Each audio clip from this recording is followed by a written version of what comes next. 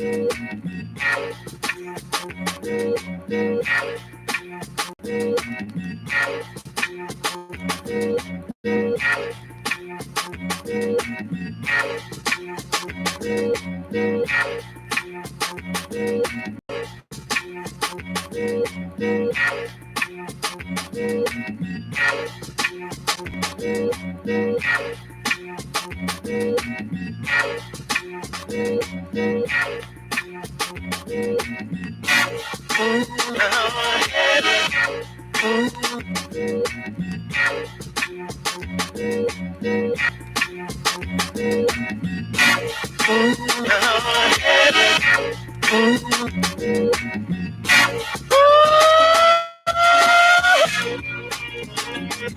was danger, danger when you're eyes,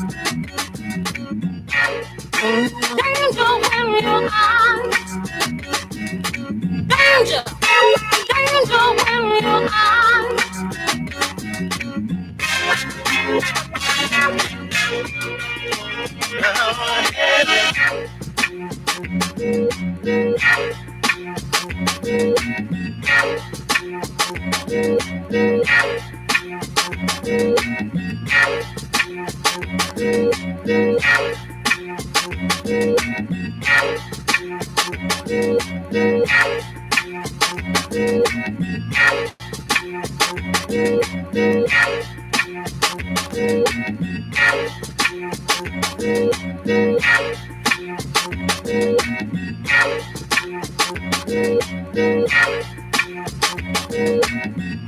Welcome to another episode of The Board Track. Coming to you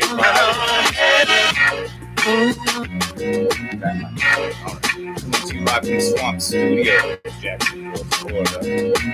Duval. Got beats today by Sep Rock. The link is in the description. So check that out.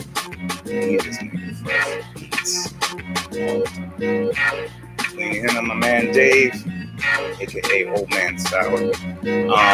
Actually, me and him are collaborating on something. Up with a name, so I could actually use some of the Boyd listeners and watchers, subscribers, etc. Help out with naming. We're sort of old school cats, Gen X guys. We're rap shit in the 90s. So we're sort of old school at. And so we're trying to find a name that evokes that.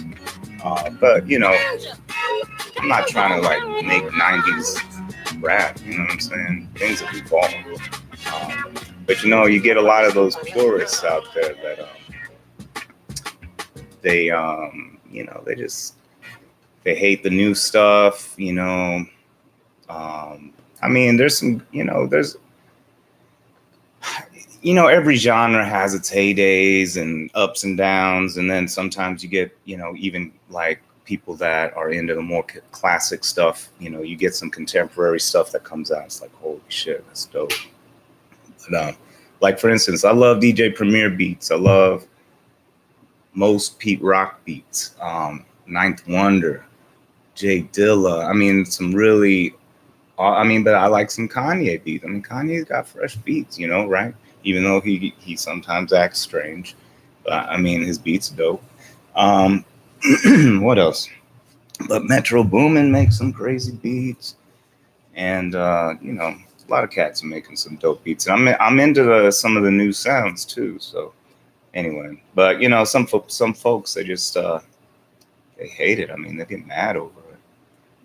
The changes and stuff. It's like, old rock. Nobody makes like that really anymore. You know what I mean? And even if they did, they're just rehashing sort of like the old genre. There's a theory out there that because of capitalism, actually, you think capitalism would create new things, but there is almost a stall in development because people tend to invest in what's sure. So what are you going to put money in? What are you going to invest your dollars in, and it's going to be the sure shot, right? So usually something that has a track record. So that makes new things into, like, they're risky. And sometimes, I mean, you got to take risk to make reward, but at the same time, some folks, they don't see it quite that way. I mean, it's, I don't know. I mean, you probably see it. Like, what really new big genre has come out? And I think too that there's not the same gatekeepers you used to have. So what is big? What does big even mean anymore? Because they're on the radio, or someone said they're big, or the concert, like your friends all know about. I mean, what? How do you define that anymore? Do people even buy albums anymore? You know what I mean? I mean, most people don't buy full records anymore. You know what I mean? They just buy the singles. But all right, looks like we had a few people joining us today on Sunday Sesh. They're sort of random Sunday sessions. Sometimes I don't even do them. But today, I don't know. I sent out a notice that I was doing one, so I pretty much had to follow through on that, right? As you can see, my hair's sort of wet. Sorry, guys. Just mowed the lawn and took a shower, so my bad.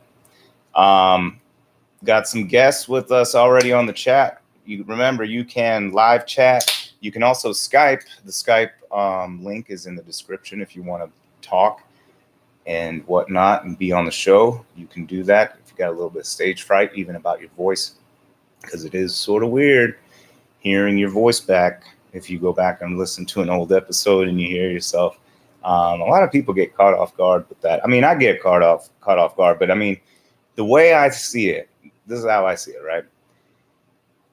I'm already subjecting the rest of the world to that. Everyone else has to hear whatever I sound like, that's on the video. You see what I'm saying? Or if I record a track or like something, then when they hear my recorded voice, I mean, that's what the whole world is subjected to. So if I don't like it, I mean, I just gonna have to suck it up. You know what I mean? So I feel like I just get over it, kind of thing. I'm like, well, shit, that's what I sound like. Everybody has to listen to me like that all day long. So fuck it. But I understand if you don't want to call in or be on, you can be a guest or co-host of the show. You could Skype in and you can be on the video feed. Or you could show up if you want to travel to the Duval area and come into the place of the Hollywood Magic in the Shop Studios here in Florida. All right, so we have a couple people on chat line. DJ Forte, welcome back. Thank you. So glad you could make it. Sort of out of nowhere on a Sunday sesh. And Mike Costa on there. What's up, Mike? And then we've got Kalex30. What's up? All right, good. So I don't know. I was thinking about a few things. If you caught last episode, we talked about conspiracy theories, flat Earth. I don't know. We talked about a lot of stuff. But in the discussion, I think actually Mike brought up a book called Behold a Pale Horse. And I ended up actually reading that. Pardon me. Not refreshing. Ended up reading that. And it's pretty interesting. So I got a couple takes on it. I think it lays out some pretty heavy and crazy shit. So, I mean, there's talk of basically it's a peek behind the curtain of what's really happening in our world, right? So we talked last time about perception not being reality. Like, for instance, flat earthers, I'm sorry, but the earth is perceived as flat when in reality, the scale of the size makes it look flat to us in our perspective. However, if we were the size, let's say we were a being the size of Jupiter, we would see the Earth as an extremely small speck. I mean, actually, hold on, for Jupiter. All right, so thank goodness for Google.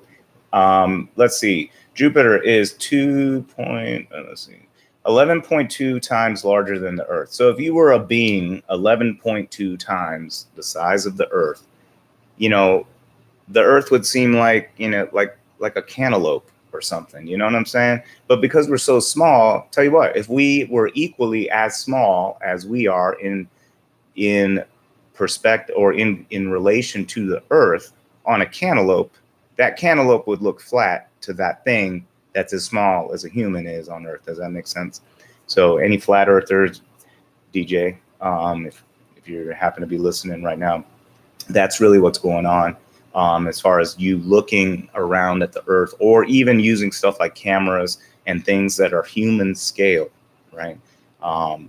The perspective is different. Anyway, perception is not reality. And so what Homeboy gets in this book is he's sort of giving it, like I said, a peek behind the curtain, that old Wizard of Oz illusion. And I'm realizing more and more that, I don't know, like younger folks, I don't think are as familiar with stuff like Wizard of Oz and, or at least the original old, movie. But anyway, I guess they made some new Wizard of Oz. I don't know. I haven't been keeping track. So there you go. Touche. I am not familiar with the contemporary stuff. So I'm not saying it in a negative way. Anyway, what am I getting at?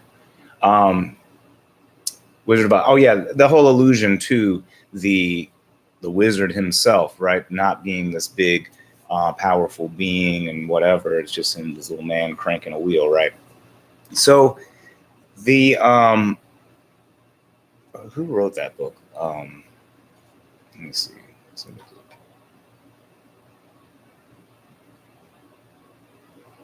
Oh, it's what's up? It's Chris. It's like, all right. So oh yeah, Behold a Pale Horse. Who wrote that? I can't remember. William something. I think. Was it? No. Milton William Cooper. All right, William's in there. Milton William Cooper. Let me take a look at a couple things here. So it's almost like something where, I don't know. It's almost like what I guess Alex Jones sort of bases his whole reality on. In fact, a lot of it becomes very familiar if you're familiar and with Alex Jones stuff. But here we go. Hold on. Let me find a couple things. So I'm going to give you some morsels. I don't want to misquote. I have a terrible memory as far as literal, like I don't know. Like always thought it'd be really cool to be an actor. Sometimes I'm wondering if I have to really like memorize a script word for word, I'm gonna fail. Just forget it. I'm that terrible. I can't even remember my own lyrics if I write my own lyrics. I have to like really go into rote memorization. So anyway, I'm not going to memorize an entire book just so I'm good on quotes. So I'll pull a couple quotes. Here, in fact, I will show you those quotes through the magic of the technology that has been able to bring us together. So, see, normally back in the day, right, when I was a kid, you would need a gatekeeper of some sort, like to get on TV or get someplace where people could actually hear what you had to say about anything, and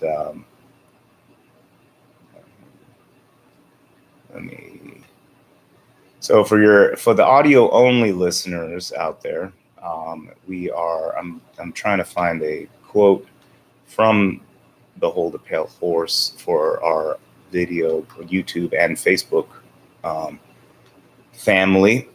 All right, so here's one quote here from Behold a Pale Horse. Like it or not, everything is changing.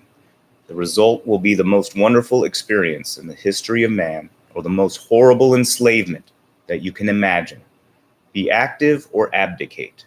The future is in your hands. So, I mean, that sounds like a pretty dire warning. So, That's a pretty good word. Let's look up abdicate. Might make this the word of the day, abdicate. I think he's using it in the second term that is listed here. Let me see if I can get this for you guys. Okay, abdicate. Dang it. Come on. Sometimes technology doesn't do exactly what I want. All right, so abdicate. Let's take that word from the quote so we all know what abdicate means. All right, so abdicate is a verb of a monarch renouncing their throne. Hold on, I can't see this. All right. For a monarch, so to renounce their throne, basically. In 1918, Kaiser Wilhelm abdicated as German emperor. Synonym: resign, retire, quit, stand down, step down, etc. Number two, to fail to fulfill or undertake a responsibility or duty. The government was accused of abdicating its responsibility. Synonym: disown, turn down, spurn, reject, renounce, and more. All right, so going back to the book. Oh, that's not. Oh, here's part of Sephiroth's beat thing. Hold on, where did I put it? This is technology. See, I need a live engineer. So anybody out there want to be an engineer to help me out with this? All right, so here's another morsel from the book. To cling to the past is guaranteed suicide. To remain apathetic is assured enslavement. To learn the truth and then act on it is the only means of survival at this moment. Right, so, I mean, these are some call to actions, more or less. But this is, okay, so this is going to get into my critique of the book, okay, in a minute. Think about what some of these things, the flavor of some of these statements are like. The general rule is that there is profit in confusion. The more confusion, the more profit. Therefore, the best approach is to create problems and then offer the solutions. Whew, deep. I mean, this in a nutshell really encapsulates capitalism. There's a term called known as what do you call that?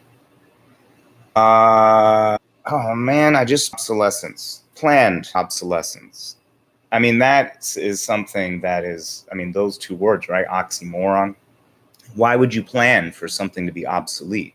Wouldn't you want something to last forever? If you made something or bought something or did something and put forth effort into something, wouldn't you want it to last forever? So for someone to plan its own demise, right? Its own the own point of being obsolete. All right, let's look, just in case people don't believe James Boyd. Let's talk about planned obsolescence. We're learning a lot of possibly new terms for folks, and possibly old terms. For those of you that these are old terms, I would call on you to share them with people that don't know. Not in a jerk way, but let them know about this shit because it's real and it affects them. And anyway, look at it. Planned obsolescence. For our audio only listeners here, I'm going to read it off here. Noun: a policy of producing consumer goods that rapidly become obsolete and so require replacing, achieved by frequent changes in design, termination of the supply of spare parts, and the use of non-durable materials. So one of the things, when you hear about,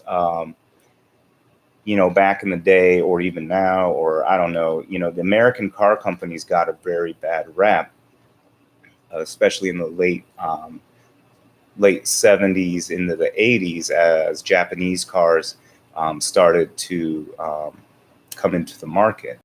And one of the reasons why the what's it called? The hold on 1 second. It's like Facebook feed is acting funky. Sorry about that. Last episode I missed a bunch of Facebook comments, and they weren't able to jump into the show. So I have to make sure that everyone's able to come in. But the YouTube feed is much better anyway, because the live chat works better, and all of that stuff. In fact, let's take a look at. I can't find. Let me find my. There we go.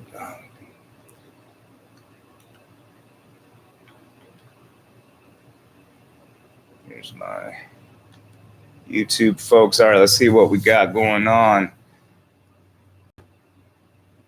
William Cooper. All right. DJ Forte. Alex Jones is the only conservative I was listening to, but I think he is so damn funny. Well, Alex Jones is, I think he's sort of a cuckoo guy, but he went through that whole trial thing for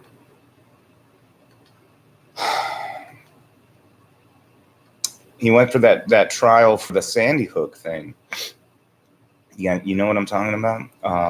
He got sued by the parents of the Sandy Hook victims, of some of them, maybe all of them. I don't really know. And what?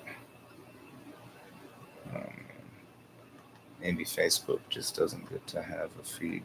Anyway, the Sandy Hook people, victims, families, sued him because he was saying that it was a hoax and it didn't really happen and this and that. And then some. I think some of them committed suicide or something, and then they sued him for defamation or something. I don't know. Look, I'm not trying to you go look it up, because I don't really know the for real deal Holyfield on what really happened. But my point is, it was interesting during the trial, or the whatever. It wasn't really a trial, I don't think. You could see video of him in it, and it's almost like he has to maybe in court under oath he's acting different than he normally is, but maybe it's all sort of the act. That's his shtick. I don't know. I can't trust. There's so many charlatans out there. I can't trust anybody. And this is sort of the thing. Confusion, right? He's a real prophetic guy. This guy. That's another good word right there. Prophetic. Not pathetic, but prophetic, like as in a prophet. Prophetic. If I can get this technology to work. I'm using this old computer. If anybody has a computer that can donate to the Boyd, please let me know. Let's see, prophetic. Where is this thing? Okay, so prophetic. It is an adjective. Accurately describing or predicting what will happen in the future. So first definition. Second definition, relating to or characteristic of a prophet or prophecy. Right. So the first one was his sample sentence, accurately describing or predicting what will happen in the future. His warnings proved prophetic. Number two, relating to or characteristic of a prophet or prophecy, the prophetic books of the Old Testament, as an example. So he talks about he talks about aliens in there, which maybe there's aliens. I don't know. Do you believe the government could keep a secret that tight for so long? DJ says Alex Jones lost a defamation suit. Thank you for that. Yeah, so it's either was a defamation suit, and I don't know. Things just got weird. I just really wonder. I think people like Dave Rubin, Ben Shapiro, Candace Owens, if you know these people, with certain art. I mean, what you, I guess, would label in our contemporary time as right-wing ideology. Um, they get sort of spread because they have like these sort of um, you know, videos that like own the libs or something like that. It's really pretty reactionary stuff. Um, but I think a lot of them are charlatans. I think this Jesse Lee Peterson guy, he's like a pastor or something. He always yells out, beta, beta. I think I don't know. Sometimes you almost get a glimpse like he might be faking it just because he can get some followers that way. They're just so ready to take his message in as long as it tickles their bias that they already have. It's like another critique of capitalism right there is this notion that that the truth gets obscured by profit motive. There's a guy named Seth Godin wrote a book called Find Your Tribe. It's actually a sales book, more or less, marketing sales book. And he goes to talk about, I didn't actually read the book. I just remember hearing an interview with him, like, I don't know, some radio show. And he gets pretty in depth with it, but he basically sort of puts it in a backwards way and says, well, how much money do you need or you're trying to make? And how many people do you need in order to make that? Because you don't need to be the number one of anything. You could just have your clan of people. Like Coke has Coke people, Pepsi has Pepsi people, and they both exist at the same time in the same world. And so, it's not, I mean, if everyone was telling the truth, then everyone's the same. But if I'm telling my version of the truth, which is basically a lie, because I mean, there's one objective truth and then there's lies. That's it, really. I mean, can you really define it any other way? Because the truth is what actually happened, period, not what someone's testimony is. If a testimony does not reflect truth, then it's lie, either by, by what's it called? By malintent or by accident. Either way, it is. Dang, I can't get Facebook. Sorry, Facebook people, you're just out of luck. Okay. Yeah, I mean, if you do it by accident or malintent, either way, it's still not the truth, right? There's only one of those. All right, but anyway, there's multiple versions of what, or more. There's an infinite number of lies. So if you can find a group of people who will believe your lies, then you found an audience, and you can make money off them. And the truth matters not. And the more you do it, and what we're finding, I think this is a new phenomenon. The depth of the echo chambers that we're able to see right now. I think this is becoming a phenomenon. The deluge of information. I mean, again, prophetic words. The more profit in confusion. The other thing is, there is definitely more profit in confusion when it comes to capitalist intent, because there are, and when I talk about capitalists, what I mean is the forces of capitalism. There are quote unquote benevolent capitalists who pay out very well to the workers, etc. But if we look through time, I'm talking about on a macro scale. So I mean, I've got buddies of mine who are capitalists. They own their own businesses and they have employees, and they take profit off the labor of the employees while not granting employees ownership in that enterprise. Right. And that is normal. That's how everything is. Right. So, I mean, I'm not faulting them for that. I'm critiquing the paradigm.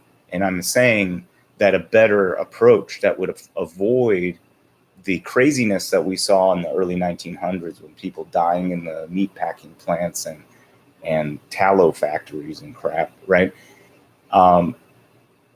That's capitalism. run rampant, if you don't have the government in to put in, regulations for safety, if you don't have a minimum wage, they literally could pay you less than they would have to output if you were their owned slave. Think about it. If they bought you and owned you, they would have to keep you alive in order to get return on investment, right? Keep you healthy, keep you performing, keep you alive, keep you for a long time to draw out the cost basis of that initial cost over time. You see what I mean? So as a slave, if you had a smart owner, right, and we're talking in really psychopathic ways, right? But you have to think about the machinations of this, right? Because there's actually libertarians out there, and like go to the Atlas Society and stuff on Facebook and see the libertarians. And then I've gotten not arguments, discussions. I like to troll them over there. They call it trolling. Anytime we enter into an echo chamber and disrupt the echo, it's trolling, right? So that's an indication of what we're talking about here. When people get in a confusion bubble where, and I'm not the purveyor of all things, but I'm saying I go there. Why do I go there?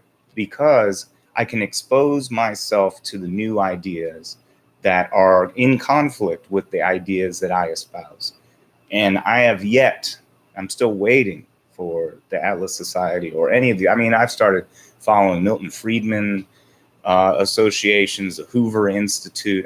Super capitalist, deep libertarian groups, and they can't get around the labor relation notion that labor as it is amounts to wage slavery. We have not escaped slavery. We've gone from chattel slavery to wage slavery, and one of the main reasons is because of the destruction of the commons. There was a time when, there's a romantic notion of the little house on the prairie where the settlers lived out and self-sustained out on the land, and people had their specialties, but they were for the most part self-sufficient, and there was relatively low commerce as far as the need for money and stuff. A lot of people bartered and stuff like that. You could use money in lieu of the barter transaction, sure, but you have this romanticization.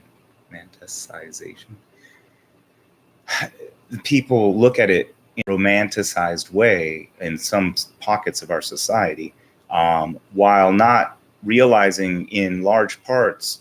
In some situations in these early settler groups, they lived in almost communal fashion. Everybody sort of found a role and performed the role, and they just helped the community survive. So they basically were communists. They didn't have a government. It was a classless, stateless society, or at least per Marxist communism. So interesting thought, right? People used to be able to do that, live off the land, maybe in small groups or by themselves, and be self-sufficient. And then through major land purchases, through jacking up the property tax, through theft, through various means, this is known in Marxist circles as primitive accumulation. People got kicked off their land, and they couldn't be self-sufficient anymore. So what did they have to do?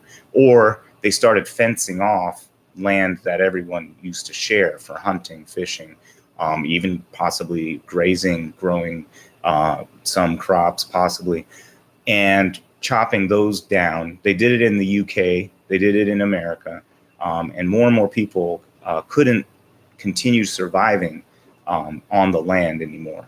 And eventually they ended up, and also the fact that encroaching capitalism around you forces you to need to create money of some sort. So it's not enough to be self-sufficient. You now have to pay your dues to someone, either your tax municipality, or if you need to use, now that capitalism has purchased and encroached around you, now maybe there's the only way for you to get one place to another is via paid transportation or toll roads or paid railroad or something, because all the land is now bought up and you can't just simply move.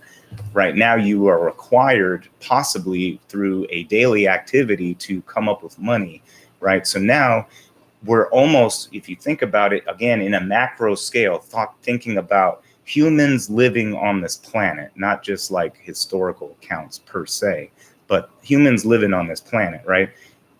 We go from hunter-gatherer and all that early agriculture. You start getting stuff like feudalism, right? Where you have a feudal lord. We're producing so much that you have a feudal lord and his court and whoever else is tied to them that can be actually supplied food enough to be by the peasants with their tributes, that the peasants can eke a living and the lords can, live off the glut of the peasants' back, right? In a way, if you think about it, there was a period of time where obviously the Indians, or not Indians, Native Americans, were living on the land without the capitalist infrastructure, as it were, already, probably in a more like a communal fashion, right? And then we have settlers living in a self-sufficient manner, and then we get this primitive accumulation where we start chopping things up to where, and making mechanism to where those farmers and peasants basically can't be self-sufficient, or basically these self-sufficient people now have to come up with money somehow. So that means you have to, in addition to your self-assistance, come up with your due, almost like paying the Lord your tribute, right? So now we've gone back to serfdom, basically, or not serfdom. I mean, I guess back to being the peasant on the land, the Lord's land. And then after getting kicked off the land or not being able to survive off the land, now you're desperate and need a wage. So you need money, right? So how do you get money? You find a capitalist who has opened shop of some sort. So now the thing is, now that seems like opportunity, but wasn't opportunity to live off the land, right? And then that got taken away, basically, or made harder and harder. And again, you have to not only self-subsist, but you have to come up with something on top of that in order to make it work. Anyway, so now you have a desperate population, and the mode of macro capitalist machinations, right, is to pay inversely proportionate to your desperation. So if you're super desperate, then someone can get away with paying you for very little. And we're seeing, we've gone through labor struggles and all that stuff, and it's hard to see that in the contemporary. But if you read accounts from in the early 1900s and early industrialized period, you start seeing stuff like super low wage labor, to the point where you really can't survive, which takes us back to the chattel slaver who owns the slave and has to keep them alive. In the new capitalist system, the desperate soul who receives below survival wages can eventually die. And that's fine. There's no skin off the capitalist's back, right? Because then you could just replace that person with another desperate person. And so the story goes, right? In fact, we have tales of this from back then, journals and different accounts, books, etc., that talk about these types of things happening, where basically people just died off and whatever. We just got another guy that'll work for a couple cents an hour and work in the cannery. And people were dying, and they were like, couldn't even make a real living. And you couldn't just go and live off the land. And that's my biggest contention with the situation at hand, is that there is no alternative. Like, you have to find someone to work for. I mean, you see, and it sounds like, and some people will probably talk to me and say, James, it's a stupid idea to try to go live off the land. You crazy? I'm like, well, maybe, but how many people are trying to go homestead? How many people are trying to go off grid and live off the land? I mean, there's whole movements of people that want to do that. They would rather do that than work at Walmart. They would rather do that than flip burgers. They would rather do that than than their corporate job. They would rather do that than whatever shit. Matt, they would rather do that than possibly owning their own business. They would rather, if they had enough money, they would just go, right, if you had enough money. But if there were public commons still available somehow, some way, if we came up with a way to make that alternative a reality for them, like, hey, yeah, you can go live off the land, go for it. Here's some land and maybe some provisions here a little bit. Here you go. We did land grant colleges for white people, let them go settle the land, taught them how to use mechanized means to implements to maximize yield and how to grow, do crop rotations and this and that and what to do. We did it before. Why can't we do it again and create an alternative to exploitation? Because that will create a truly free market, because there's not a free labor market. It's captive market. All right, so let's see what happens in the comments section. Anyway, this all ties back into the Behold the Pale Horse, because he's showing you behind the scenes. Who's behind the scenes? The people who stand to gain by the deception, right? I agree with what he's saying, but there's some things that I'm a little disappointed with. And I'll tell you, I listened to an interview with him after reading the book. And they were just asking about what's happening in the current times and some reflections on his book. And I was just really disappointed in the way he spoke. Was in, it was almost like I was listening to an Alex Jones podcast, or mixed with Jordan Peterson, mixed with Fox News.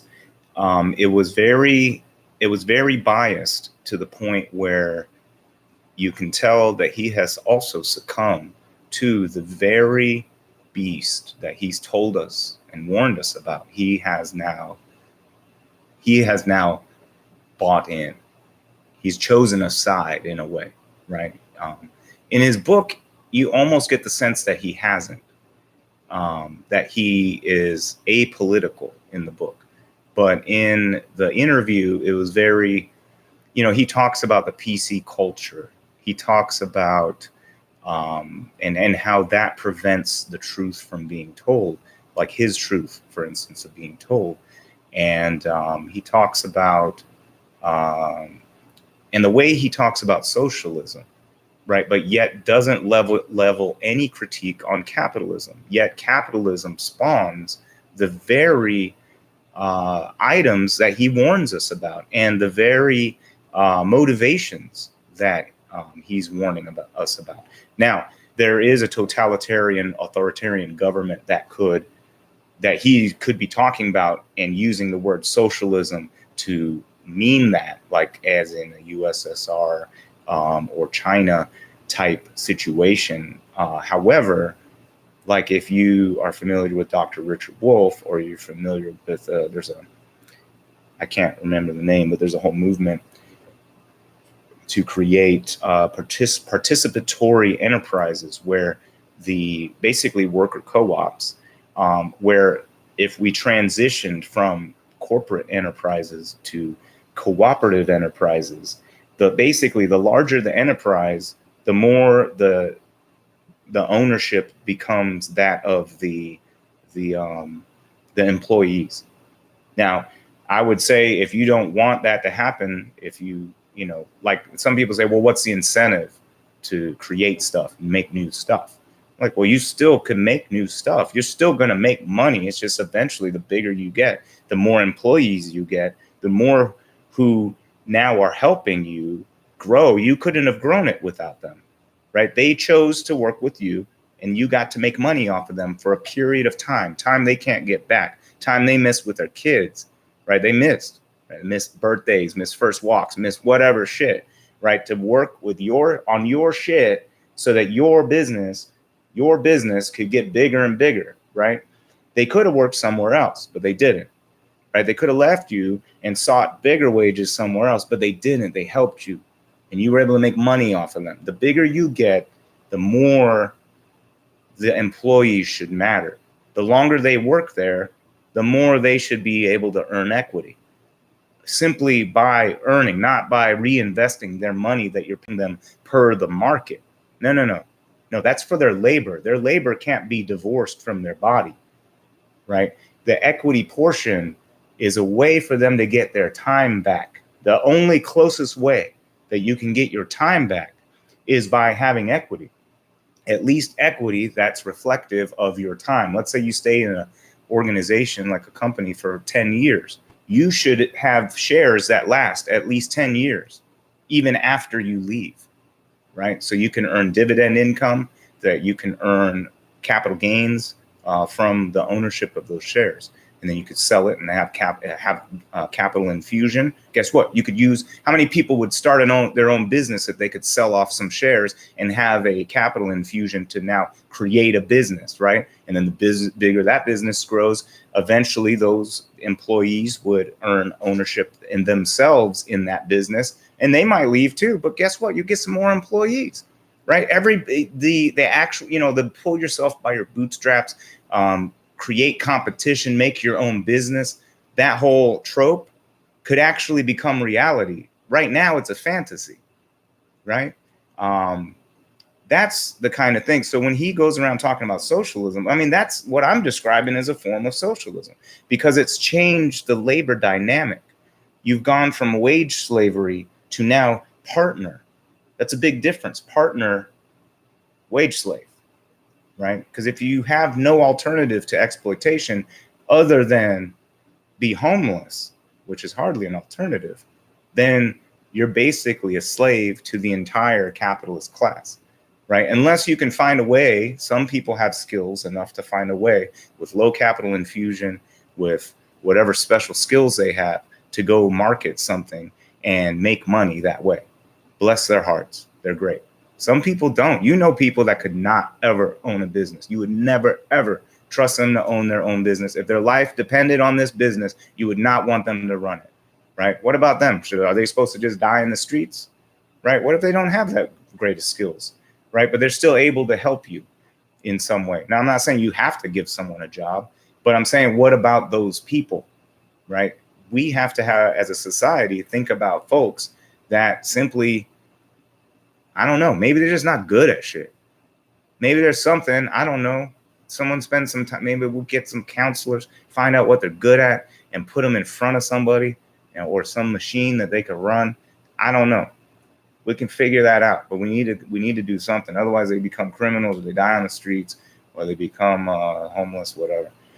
All right, let's see what we got. I don't know if Alex Jones really thinks the way he is, or performing, or for his fans and viewers. Yeah, we don't know. The more confusion, the more profit. Amen. It's all a show for the fans, Mike says. Chris seemed to be very genuine in the earlier years, and watched him a lot, but not as authentic anymore. DJ says my conspiracy theory mind is just as bizarre as his thoughts. It's 7 billion people in the world, but why cater to the crazies? Indeed. When I was 14 years old, I made $4.65 an hour. I'm now 43, and minimum wage is in some states is $7.25. Yeah. I mean, what's that? 30 years later, it's gone up a few dollars. I mean, that's not keeping up with inflation. You know what I mean? Productivity has gone up, but wages have stayed the same. So when productivity goes up, your profit in general, your profit will go up. So they're making more money. The people that the workers are making the money for are making more money. It's just they're not sharing, because the workers have no ownership. I mean, I talked to a lady in Virginia, worked for a Burlington fabric company for 30 years, and then they closed shop and moved to Mexico. She worked there 30 years as a secretary. She just enjoyed her job and was good at it. 30 years as a secretary. She told me it went from a little office, little dinky little building, to a huge factory. And they closed it, went to Mexico, and they just laid her off. She should have ownership in that. And if they're already paying her market rate for her labor, she shouldn't have to reinvest her labor cost back in to earn that equity. She invested 30 years. it's hard to put a monetary value on exactly what her contribution was to the total, but it's sort of hard to put that monetary value on a lot of people in the organization. Yet some people get paid a whole lot and some people don't.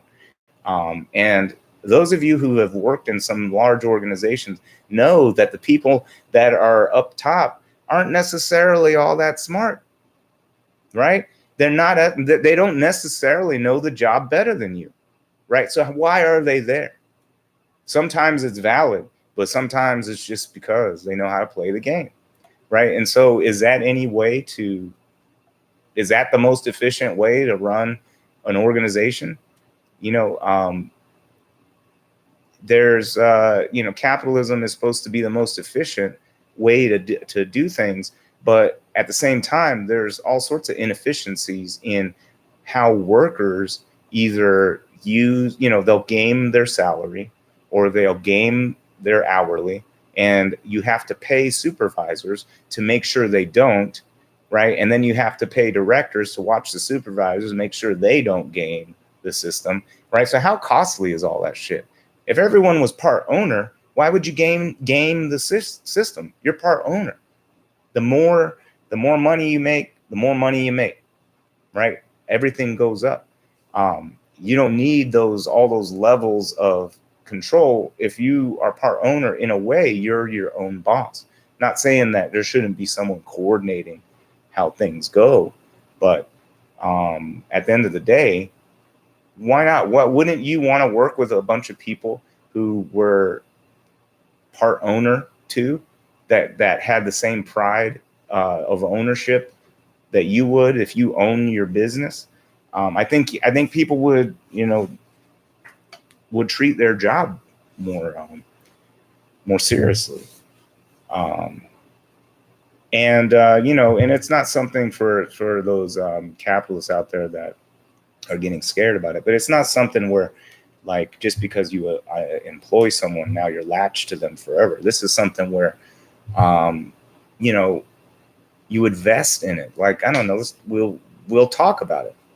Maybe after a year, maybe after 3 years, maybe 5 years. Once you've been there at the company and you haven't been fired, and you're doing enough to stay on and invest into your equity. Now you've vested. Or I got a different idea. And in fact, I like this idea better, that you have to pay your tribute, right? So for instance, let's say this company has a $50,000 tribute. Well, you would have to accept it, whatever wage X, let's say $15 an hour. And whatever the profit generated by your labor would have to clock $50,000. Once it clocked 50,000, now, so if it took you 3 years to clock 50,000 and pay that off, now that's your vesting period. But what if or let's say working 40 hours full time, might vest over 3 years. But let's say you work overtime and maybe you even chip in some money, right? Now you've helped to drop your tribute, and now it's, in a way, it's like you're buying into the company, right? So there's a couple ways that you could do it. You work it off, or you buy it off, or a combination of both. Maybe you have a situation where that $15 an hour actually gives you a surplus. Now you could reinvest it in there if you wanted to. Maybe once you paid your tribute, you get a raise anyway. So maybe you're looking for that raise for that long-term income. I don't know. Would game that system the way they want, but either way, at the end of the day, they have to pay 50 G's to get the ownership in the company, either through their labor or through their pocketbook, and they can see fit how they want to do that. So, I mean, there's still a lot of freedom. There's absolute 100% freedom of association. You can leave an organization, go into an organization. If you're there, let's say you stay there 20 years. Well, now you've vested for 20 years worth of ownership. So for the next 20 years, you either receive a part, whatever, like a shareholder would receive a dividend of basically a cut of the profit. You receive that as quarterly or some kind of income. And then maybe you hold on to your shares, or you start selling them off little by little, and that becomes your income. Maybe you go take a break, go travel the world. Maybe you start your own business. Maybe, you go do the thing that you wanted to do the whole time. Maybe you go spend some time with your family that you didn't get to spend time with for 20 years.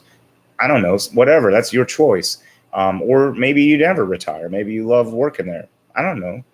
Either way, and then you could pass on those shares to your family, and eventually, once that your time in service is out, those shares go back into the pool. So there's ways we can restructure this whole game to where everybody is really reflecting their value to the company, whereas instead of just simply being used as tools, as machines, as commodities. Again, on a macro sense, the capitalist will pay you inversely proportionate. What does that mean? That means the proportion, as something is in proportion to another, right? I am in a very, me in proportion to the earth is very, there's some ratio, right? Anyway, what was I even talking about? But anyway, it's a way we could look at this paradigm and change all of the crazy ebbs and flows, the crashes and depressions of capitalism that we see. How we see now erosion of worker rights. How we see a stagnation of wages. How we see people having multiple jobs and where they can't go to school. We're seeing school becoming too expensive. All of these things are happening that are taking us back to an era that we left on purpose, to where people become more and more desperate. An example of capitalists paying inversely proportionate. Oh, that's what we were talking about, the proportion. So inversely proportionate. So in proportion means, like for instance, the more desperate you are, right? The what? More or less you get paid. I don't even have to say it. Most of you guys can figure it out. If you're super desperate, how much could someone offer you and you'll do it, right? And so it's inversely proportionate. The more desperate, the less pay. The less desperate, if you're super smart, you have tons of skills, right? You were able to have, parents pay your college, or you found your way, or you're smart enough to get scholarships or whatever stuff. Those are great, and that works, right? And you become more unique in the workforce, and you get to a point. It gets to the point efficient markets theory basically states that there is no special deal. Everyone knows what is to be known, right? At the same time is efficient markets theory. So basically, here's like, for instance, when everyone was pushing for STEM, right? For the last 10 plus years, they've been pushing science, technology, engineering, math, right? We've been pushing and pushing and pushing all these engineers out and telling kids to going into engineering. And then not only do they outsource engineering jobs to more desperate people in different lands who have a better currency exchange, also probably because of desperation as well, right? Or because we did something. We always have to look at that. Whoever's the most powerful, did they do something to force their hand? You always have to behold a pale horse teaches us that, even to look at these power structure. Who stands to gain from a move that's made? But anyway, so that's an example. Inverse pay. The more desperate you are, the less they'll pay. They'll take your job and move it to Bangladesh. So now you got engineers that are working customer service jobs, making barely minimum wage, or even $12, $13 an hour, which barely gets you anything in today's economy as far as housing, food, all the other things that help you stay in a contemporary society. Some people talk about a cell phone being a luxury, but at the same time, if you don't have a cell phone, like I doubt you can even get a job. I mean, it's practically like you need to have a cell phone nowadays, and an email, and stuff. I mean, you could use the library and you can get away with it for a little while and stuff, but I don't know. All right, so let's see what's going on in the comment section. A lot of stuff. All right. So, yep, she's talking about the conspiracy theory 14. Okay, so yes. I like your thought process about being a part owner.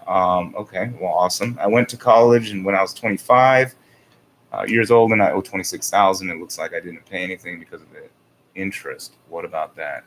And Mike asked, "Did you get to profit off your degree?" And it doesn't sound like it. I'm just going to answer that now, even though I could just read it here in a minute. I'm sure she can answer. I don't think it's fair they charge interest on education loans. Hey, I think we should come up with a way to continue education past 12th grade. Add another 4 years. So 4 years of college, boom. State college, whatever, figure it out. You tell them, let's talk about it. But I think people should go to college. I think the world is getting more and more complex. In order to be competitive on a world stage, we need to be educated. Now, a lot of people don't trust the government as far as education and things like that. But you got to remember, we are supposed to be the government. In a way, the fact that the government has been hijacked is our fault. We shouldn't stand for that shit. And we've been standing for that shit. And we've been taught to stand for that shit.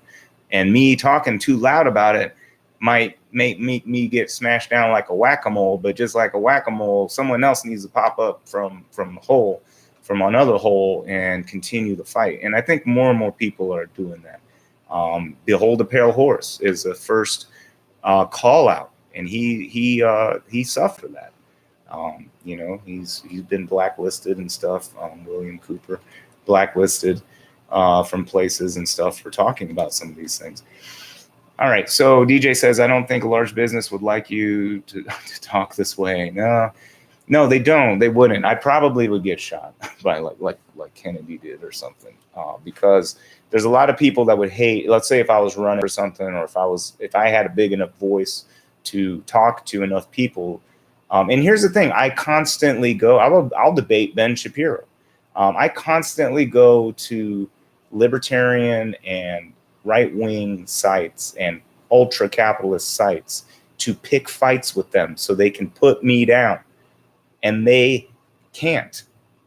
The history just proves it already. They already know that these are simply the way that capitalism works.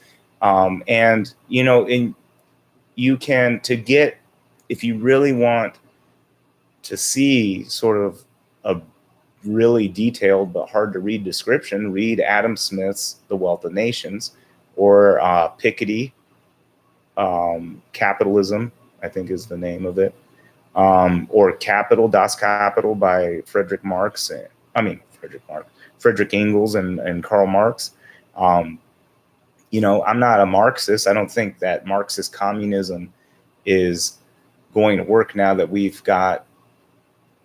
can't imagine it. Our minds are too, we can't imagine a stateless, classless society in which we all just sort of work together to live. We can't imagine that. We have been indoctrinated in the mindset of capital. And if you say, well, it just can't happen. Well, it has. I mean, in a lot of indigenous cultures, the way they lived was communal. With no real government, no government, and no classes. Of course, there were still hierarchies. They still had a leader and stuff like that.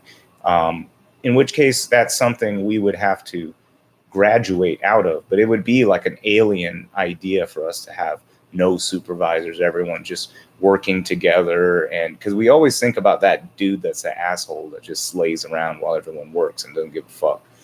We think about these people who just they really don't give a shit, and they're just as soon not work. And that's true. They're out there. So I don't know what you do with them. Can you kick them out of society? I don't know. What did the forefathers do in the indigenous times? They just leave them out for the wolves. I don't know. So we have to talk about those things as a nation. But we're at a point now in our current dialogue where people literally can't talk to each other because they just. And you know what a lot of it is? People just make shit up. That's what it is. People just be making shit up. I'm telling you. Like Ben Shapiro just makes shit up. And a lot of these guys out there, these charlatans that we're talking about, they sort of make up the argument and then knock it down. Right? Okay. Well, oh man, I'm missing all sorts of comments. All right, here we go. Comment time. DJ Forte, I don't think, they don't want to talk me to talk. No, that's why they don't like Bernie Sanders. He's not taking any of their money, and he wants to tax the shit out of them. I'm actually, as far as left wing, right wing, I'm fucking left of Bernie Sanders. So if you're afraid of Bernie Sanders, you should be super afraid of me, because I'm like what I'm talking about guaranteeing equity, taking us out of the wage slavery time. I mean, Frederick Douglass, right, famous. Intellectual, former slave, goes on to write all sorts of shit, gives these amazing speeches. He writes in there something along the lines of encourage. Hold on, I have a quote. Hold on, I'll find it for us. But he has a quote about wage slavery and how compares it to chattel slavery. Here we go. Stand by. So I'll go into some of the comments while I'm looking for this. Let's see. College loans were created to entrap you into debt with the promise of a high-paying job to keep you enslaved. What? Calix 30. I advocate my mentees to only go to college if you plan to be a lawyer, doctor, engineers. Mentees are interesting. DJ Forte, that's the truth. Super desperate. I've been there. Dentist or scientist. Scientist is an iffy one. Science doesn't pay unless you can work for capital. Scientists that make just discoveries for humanity, or just to help us know more about shit, they don't make money. Like right, finding the Higgs boson. In some ways, like the Department of Energy and the nuclear scientists and companies involved with that would fund some of this type of research. But like, let's say, I don't know, if say, for instance, there's a psychologist who says, I have a hypothesis that suicide rates, depression, a lot of the ailments that we see happening in our society, including the confusion, including the rampant disinformation, all of these things are all pointing back to capitalism. And psychologically, people are having adverse effects with capitalism. And we're just seeing that happen. And back in the day, we used to beat it out of people or force them to go to work, and they would just beat them down, basically. Or they'd just kill themselves. And that's just what they did. Or they died at work, right? And now we actually are trying to care about people. I'm pretty sure we would like people to stop doing that. We'd like people to not be depressed. And if you're an advocate of not an advocate, but if you have evidence showing that the structure of our society, not chemical imbalances, are causing the chemical imbalances, right? The chemical imbalances are caused by the anxiety and other types of things. Like, for instance, when some people in our society, not all, some people in our society interpret society as saying their worth is tied to their wealth, right, in their success. And so they have a lot of anxiety about that. And so that is a motivator to that. And so within the system, if they can't find it within the system to gain that wealth, then they feel their own self worth is low, or they've disappointed somebody or something like that. And or the repetitive nature of work sometimes works weird things on people's minds, you know, that work in factories. Some people that work, I mean, they've done movies and shows about, you know, Office Space, The Office, you know, parodies of these corporate situations where you're in a cubicle farm and you're one of a billion and you're probably tied to a phone all day and you have timed breaks and you know, lunches, and everything about your day is told to you all day, every day. Not all day, I mean, just during your work day. But then, you know, I know that feeling. I've been there.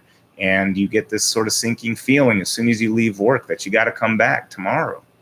And you just like, oh, how many more days of this? And then it's like, oh, finally the weekend comes and it's already ruined because, you know, Monday you got to go back. And I wasn't alone in that. I mean, all you could hear at lunchtime was people talking about this kind of thing, you know. But people do it because in the marketplace, that's what, you know, people are working within the system, and that's what they could get in the marketplace, etc.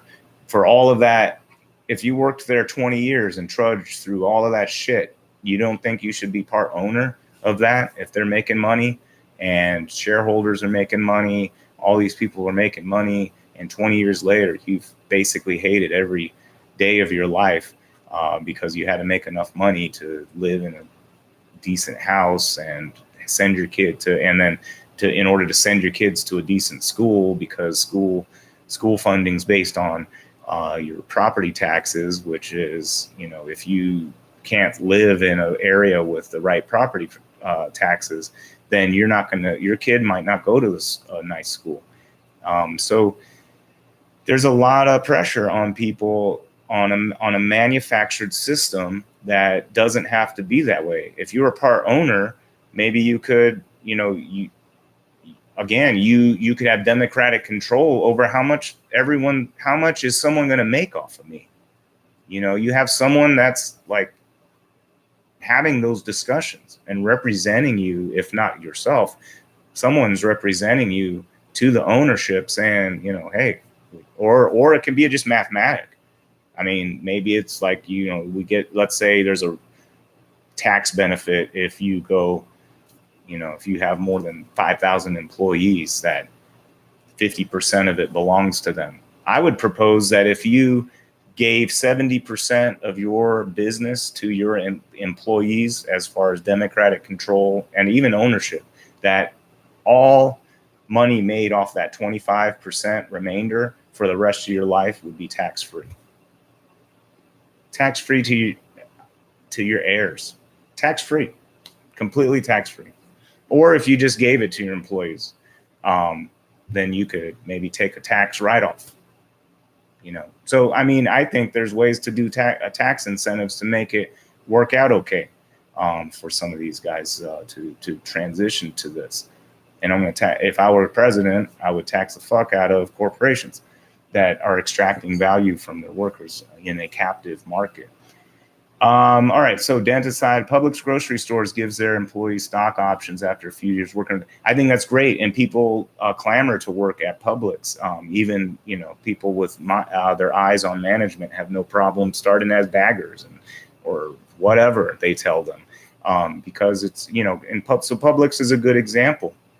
But you know, and a lot of times on like these right-wing sites and these people I'm trolling, you know, they'll say stuff like, well, go ahead and start your own cooperative. I'm like, okay, I could.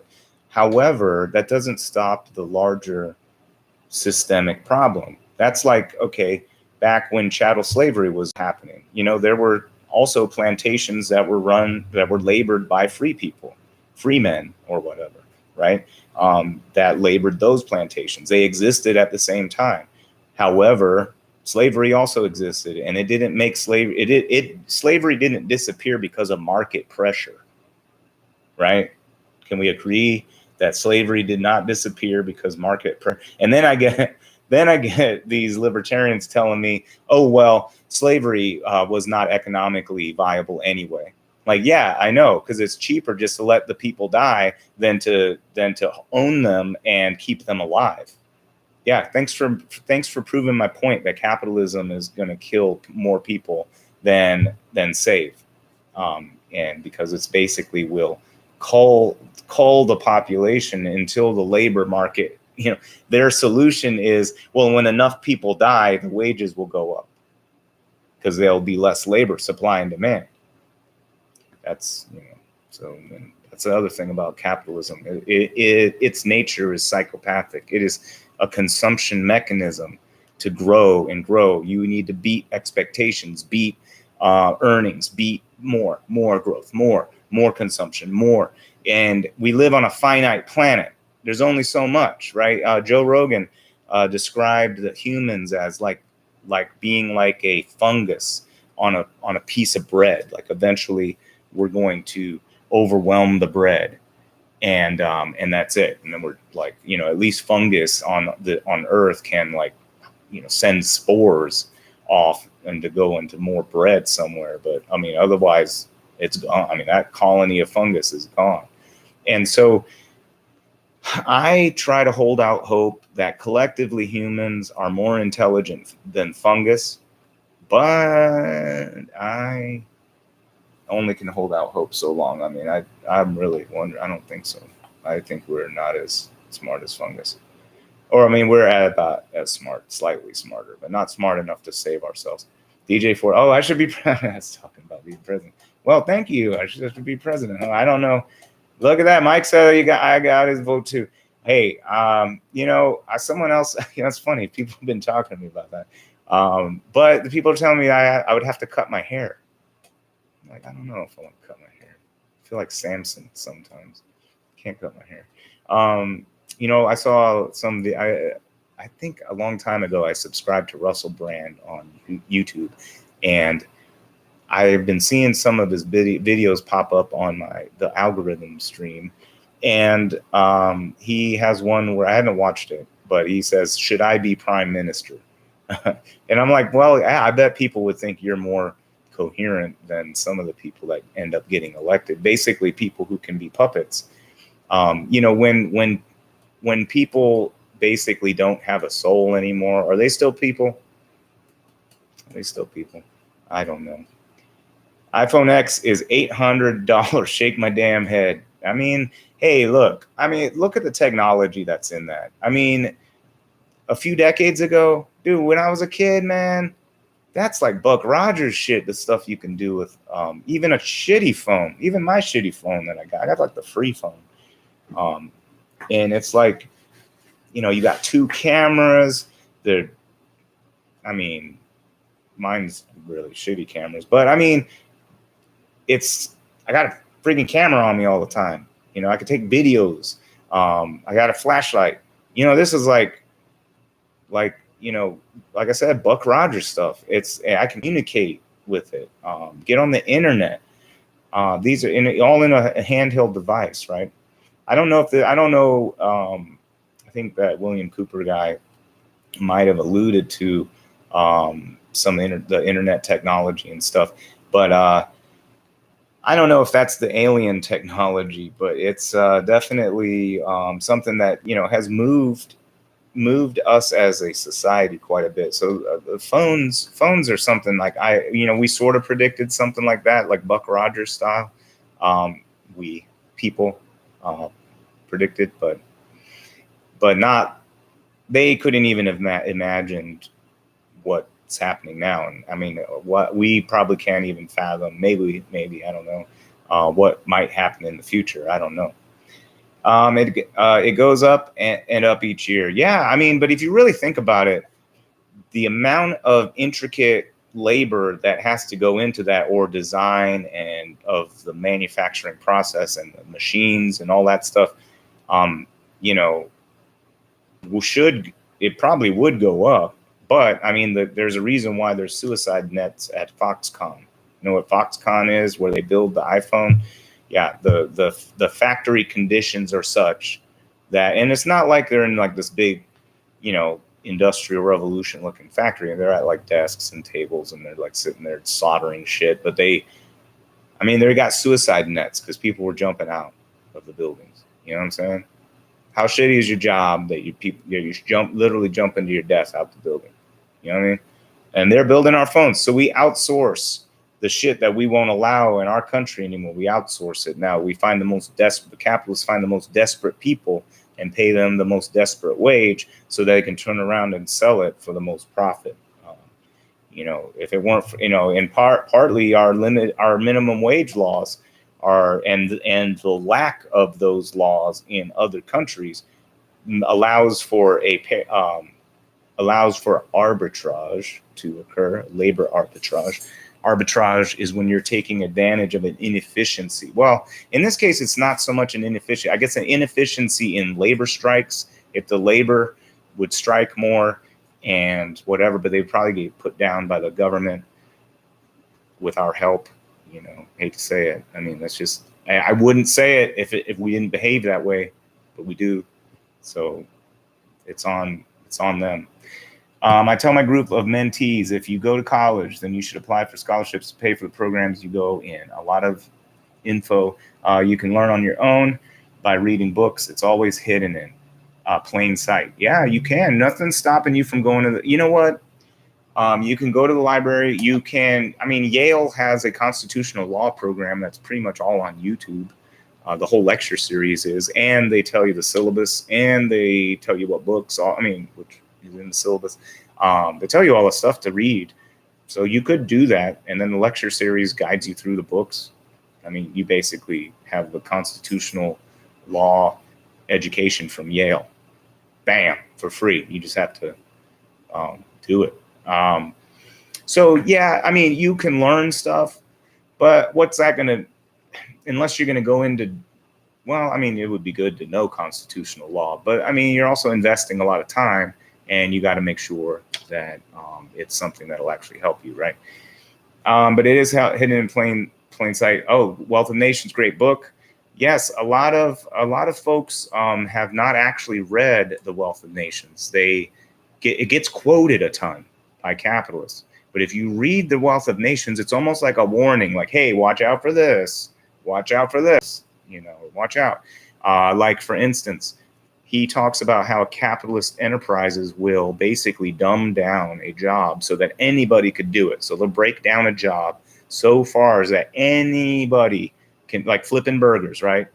Break it down. I mean, that's a generally easy job, but then it's not like you necessarily run the whole restaurant or cook all the food, right? Maybe you're just doing this one thing that can be easily replaced, even if it's a complex thing. Even in the brokerage world, I saw where tasks and like full brokerage services gets broken into individual compartmentalized tasks that the more and more people can do the baseline task. Maybe fewer and fewer can do the more intricate tasks. Well, we only need to employ a few of those people, and then we can pay the other people a lot less and then give them something to look for in the future. Well, he said, watch out for that, because now you might be breaking it down so far that these people don't have transferable skills. If you go out of business, now they're left with no transferable skills. Now they're even more desperate, right? And they maybe, then becomes a race to the bottom as far as wages. And then the reason why you should worry about that, capitalist, is who are you selling to?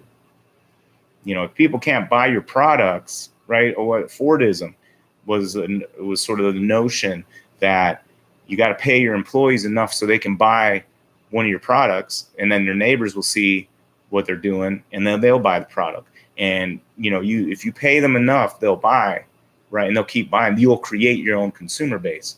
But short-sighted, short-term minded, quarterly earning oriented, financial capital investing, modern business is turning that upside down.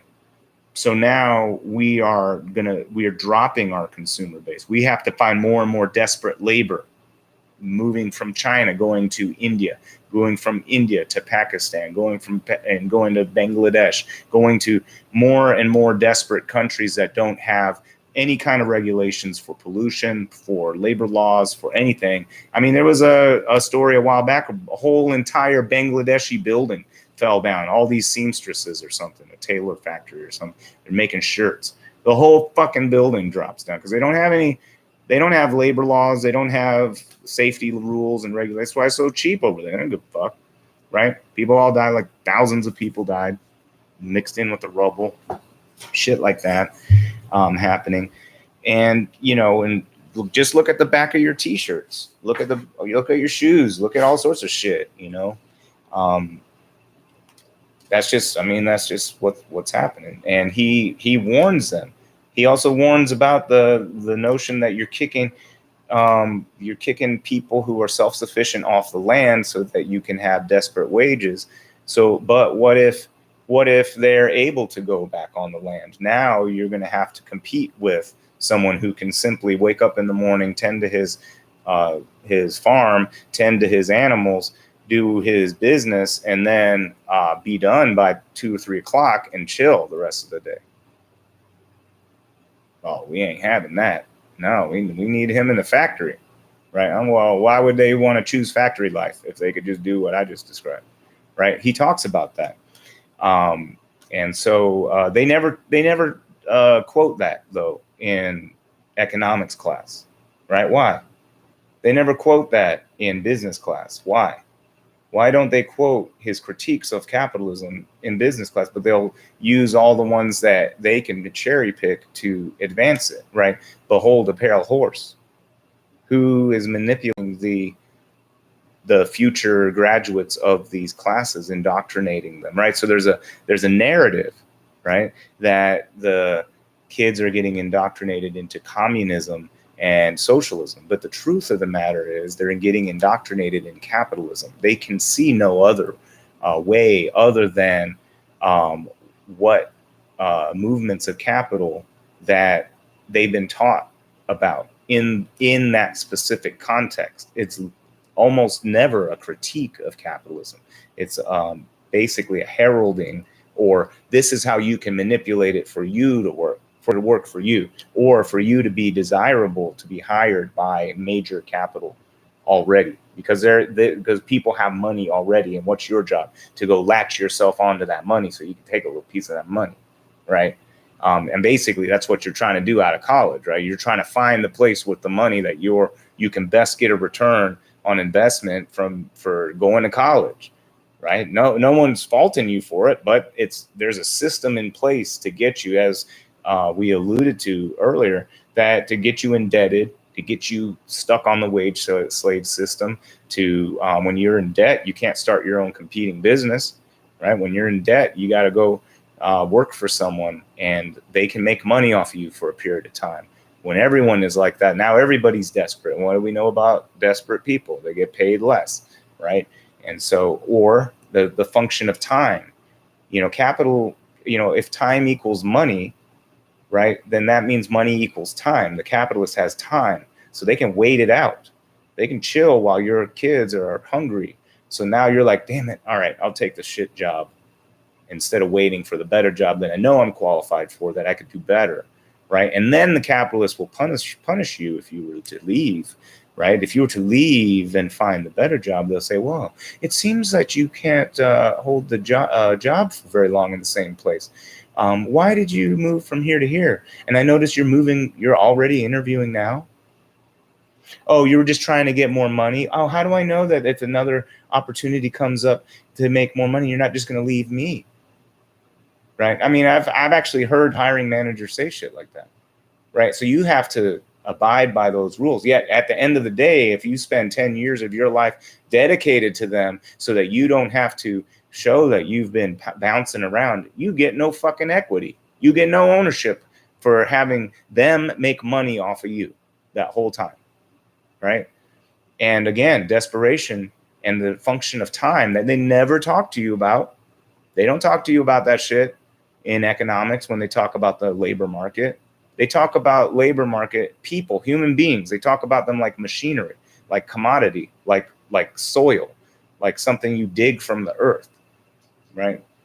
And my contention is that just as someone can purchase with their money shares and ownership in your business as partner, they should also, through time, because time equals money, they should, through their investment of time, be able to purchase shares in the business by the fact that you lasted 10 years and they were there with you. If they were shitty, you should have fired them, but you didn't. You were able to make money off them. Since you're able to make money off them, then maybe you should make them partner after they've been with you for 10 years. So what I mean, again, it's so easy for people to understand someone buying into a business, but they don't understand people working into a business. They just expect it, right? Again, we're just wage slaves for their picking in the macro sense, right? All right.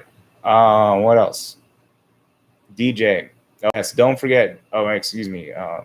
Cal X30. Don't forget about Creature from Jekyll Island. Oh my God, yes, got that one talking about the creation of the Federal Reserve Bank, our central bank for the United States, which does not belong to the United States, does not hold account to the United States, is not accountable to the president, not accountable to anybody. It's a private entity, and it's making money off of us, right? And that's a good one because it tells about the story of how that was concocted. And and we're living in a day and age that, okay, great. Now, I'm telling you, you should still read it, but now you know the truth. I read about Beyond a Pale Horse. Now I know the truth. Now what? Am I going to go act on it? You know what I mean? Now, if I were to do anything, even though there's a lot of, he's, quoting a lot of calls for action in there, what would an individual do? Right. And if I were to collude with someone else, what would that amount to? Right. That would be like, what would you even how would you even move towards that? I don't know. Does the legislative process still work? Can actual humans be elected into office? I think we're seeing more and more of that. Some people don't like them. I mean, we saw that already with the Tea Party people to some degree. A lot of those were backed by money, though. But we're seeing people getting funded by actual people, not corporations, like donations from actual people like Bernie Sanders, for instance, or other people like that whole Justice Democrats group of people who actually don't like the Democratic Party at all as it is. They're just using the name because people recognize Democrat. But they're not accepting corporate money. It's all donations from people. And whether or not you agree with all of the ideology or whatever proposals, I don't agree with all the proposals myself, but I see that as a movement of people who are aware of the corruption, aware of the problems, but can they uproot the deep state? Right now, I sound like QAnon or Alex Jones, right? But really, I guess per Behold a Pale Horse, the Illuminati, right? The people who are in charge because of their immense power, wealth, or a combination of both of those things, right? And it sounds right. What is the Illuminati? It's the people who can control shit. I mean, whatever is in control. It's not like necessarily specific group, necessarily a one single group of people. You could look at the Bilderberg Conference, for instance, but that's a group. Those are sort of ebbs and flows of people. There's some continual people, and then there's people coming in and out of those groups sometimes. And of course, secret societies and all that. And they all working either in concert or not, or whatever. And these things are manipulating the world. And when people say, okay, James, well, that sounds stupid and crazy. Well, okay, I'm not the only one saying it. And so there it goes. I mean, that's a logical fallacy to try to say that appeal to the crowd or whatever. But hold on, let me see what else we got, and then I'll jump back into this. All right, DJ Forte, I'm interested in knowing your thoughts on unemployment, Social Security, disability, Medicare, and Medicaid. You know what? If we had a system like I'm talking about, after, let's say you left a company, you wouldn't even have to worry about unemployment because you'd be getting a dividend income. Now, if your company completely went kaput, well, then we can come up with social programs that are paid for by corporate tax money from the corporations that don't want to switch to cooperative ventures.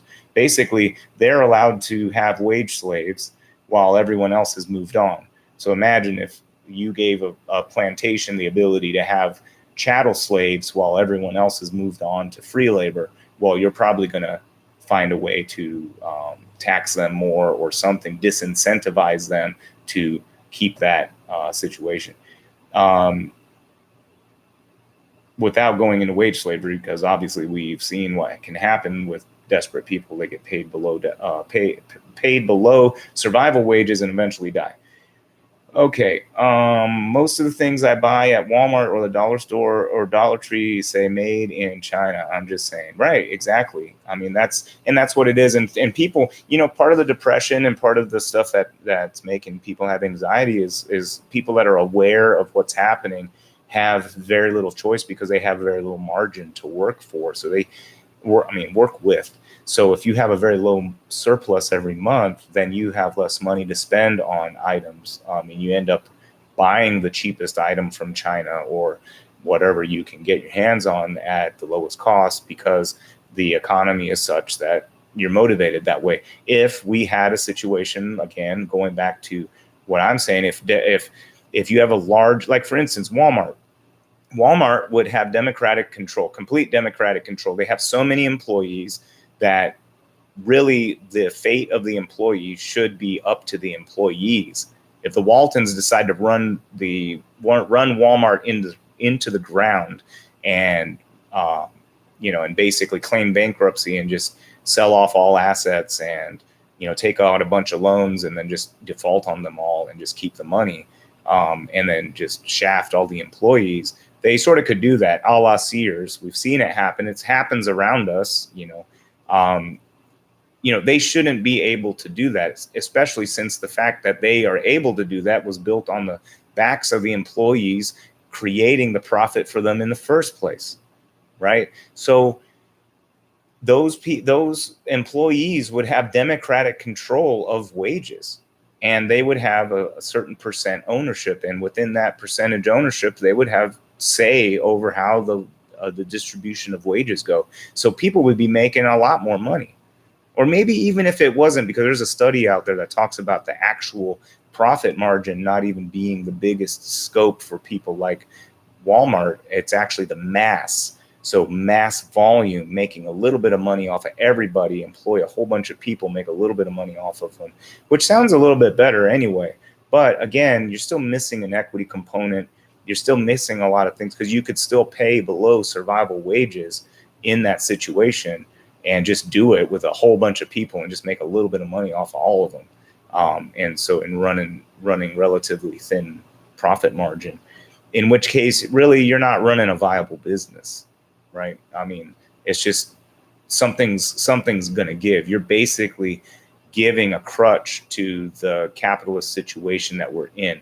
We can't survive as a nation if China decided to completely close its doors and all other countries shunned the United States and would not sell us goods.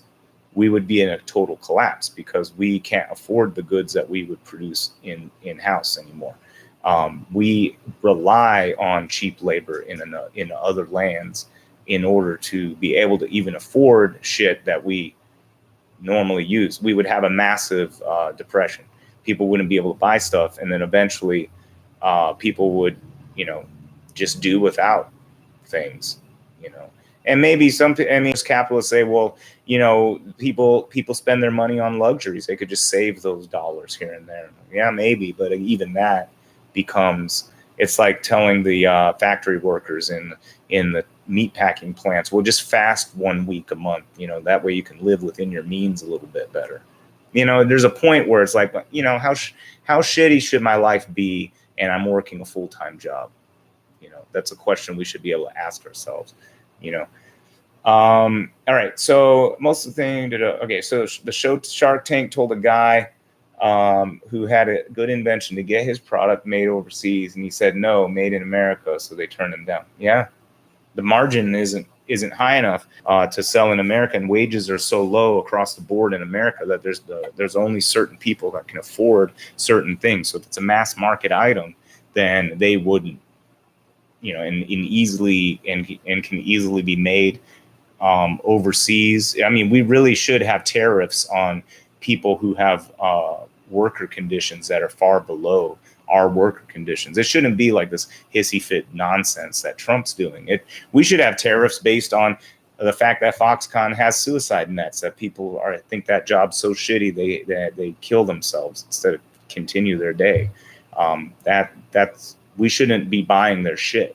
We shouldn't allow them to sell iPhones. I mean, if why can't maybe an American firm can figure out how to make them for some type of margin, but maybe the price will go up. And then when people can't afford it, then Apple's going to have to figure that shit out. Free market, right? Or they could start, we could start a whole system where people basically earn more of the money that they're creating without taxation. That's the key too. You're redistributing the wealth at the creation to the creators of the real creators of the wealth. How much are the Waltons who inherited the business? They inherited it. How much are they really creating that profit, right? The workers are creating that profit for them. They might make some major decisions, but they really shouldn't be in that kind of power, because if they make the wrong decision, the whole thing goes down and the livelihood of a bunch of people is at stake. Whereas the capitalists always look at the risks that the Waltons take. Well, what's the risk? That they become laborers like the rest of us? I mean, the risk of someone losing their job is more dire because they still got to feed their kids, right? The risk of losing your business, you can still sell assets and still have a chunk of capital. And if you don't by that time, and you still don't have any capital after extracting it from all your workers this whole time, then there's a problem. But anyway, that's your problem as a capitalist. You didn't do it right. All right, because there's a way to actually be successful. We see it all around us, like Jeff Bezos, for instance. All right, so what other country do you believe will be the next superpower? Why? And she also mentions the suicide nets. I don't know. Superpower. I mean, India's on its way to being a superpower. Russia sort of could still be. I mean, in land mass, they certainly are very large. But I think China is poised to really become a major influence. In fact, a lot of countries are turning their eyes toward China instead of the United States for aid and for financial aid for different things, because some of the strings attached from the United States are too crazy. They've seen what happens when you let the United States mess with your country. Look at all of South America, look at the Middle East, look at Africa. Right? Countries in Africa that have China involved are looking at countries that have America involved and wondering which ones they really want. Because what America will do is set up banana republics.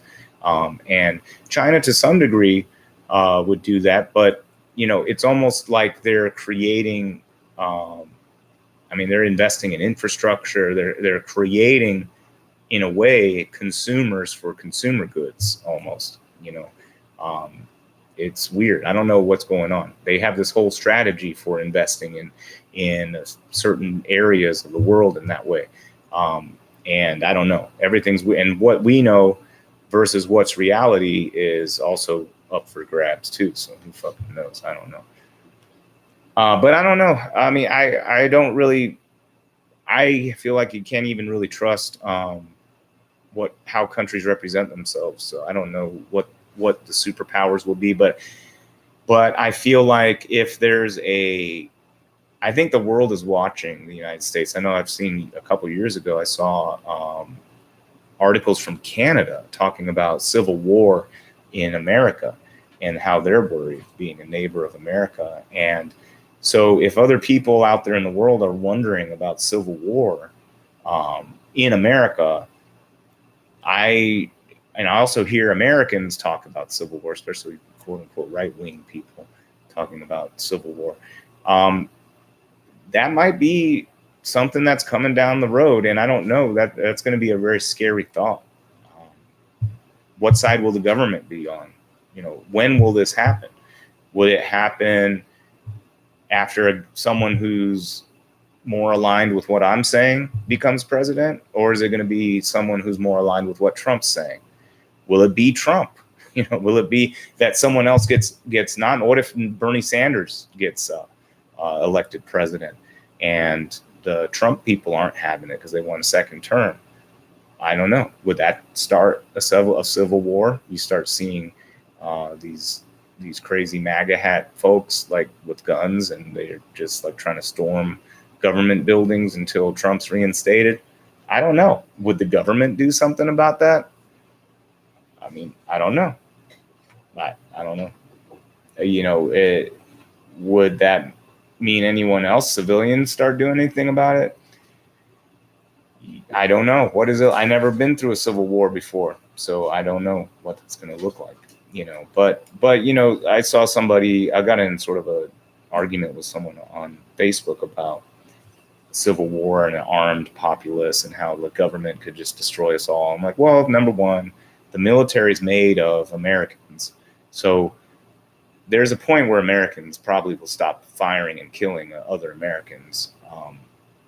And the fact that it's not like a whole state isn't a certain ideology or part of the rebellion. So it's not like you can bomb a whole neighborhood and have it just hit socialists or just hit fascists. You know what I mean? You're going to hit like a bunch of people. You know what I mean? So I don't know how far our own military will go. And then what if some of those military rebel? So now you got military weapons in the hands of rebel forces. I don't know. And plus, what if the international, like what if there's someone who's like even more extreme than Trump and goes and becomes a fascist dictator and tries to create basically a white ethnic Christian, white Christian ethno state. What if that happens, right? And so let's say 10 years from now, 8 years from now, that happens. And are Americans going to just chill, or are some of them going to revolt and create the rebellion? And if that were the case, would international help come in? Or conversely, would, let's say, someone who is more quote like left, like an actual leftist, let's just say socialist, just for fun. Let's say a socialist gets elected. Would conservatives become would they start a war? And then would other right-wing countries that are out there fund them, maybe, to help them? I mean, we were funding some of the Nazi stuff. From Prescott Bush was involved with helping the Nazis, George Bush's father, and then the other George Bush's grandfather. We have a lot. We had American companies, including Ford, helping the Nazis. So we were helping another country's right-wing movement pop off initially, and then we, of course, obviously turned it around at the end. But the the notion of a civil war might not be, number one, as far-fetched as even William Cooper talks about it in A Behold a Pale Horse, and he talks about it even more over and over again as almost a sure thing in this interview. And what would the streets be like? Would school still happen? Like, would you be enemies with neighbors? Like, is it like everyone's on a team? Like, what would it even be like? Would people just be shooting at each other, or like would it just be people trying to seize federal buildings, or what would it? I don't have an idea. I have no clue. So these are scary things that I think maybe it'll who knows? Who knows? You know what I mean? I don't know. I don't have no clue. All right. Do you believe that we will experience another recession in your lifetime? I definitely believe there'll be another recession in my lifetime.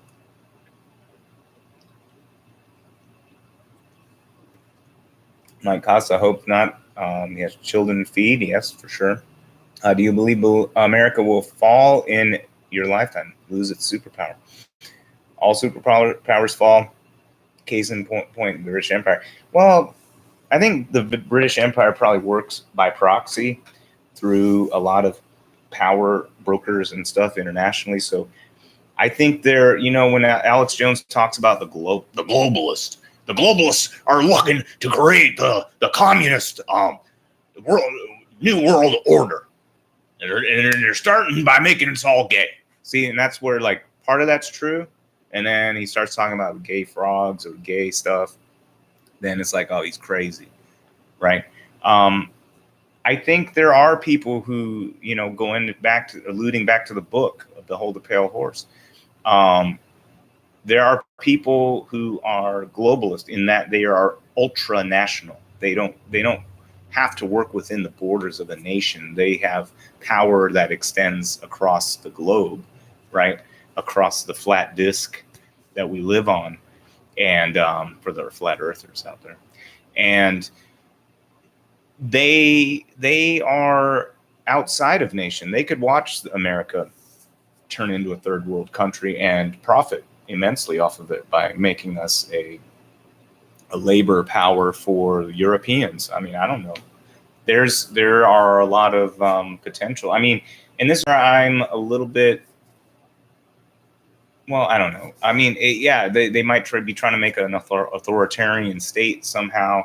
I mean, they're putting in the infrastructure for the police state. I mean, everyone's getting listened to. I mean, Big Brother is a reality now. You're getting listened to. You can be monitored in various ways. It's just, but at the same time, those.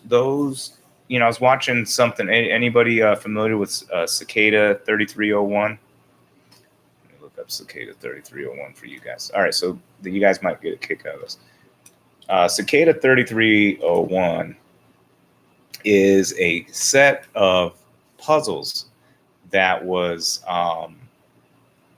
created by this group.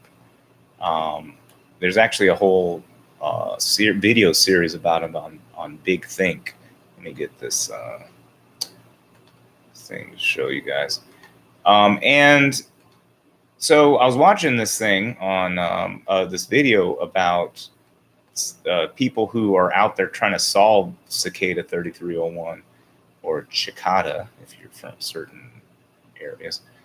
And they went to this hacker conference. They went to DEF CON to find also people who are cryptographers who like basically solve puzzles and are able to solve codes and crack codes. There's like people that are like way deep into this. It's just crazy, like people that have these abilities. That also it's interesting to watch their stories because a lot of them have these full-time jobs that they get taken away from their true capacity. Now, one person, he basically, his job resonates with what he likes to do. He does cyber warfare for the government.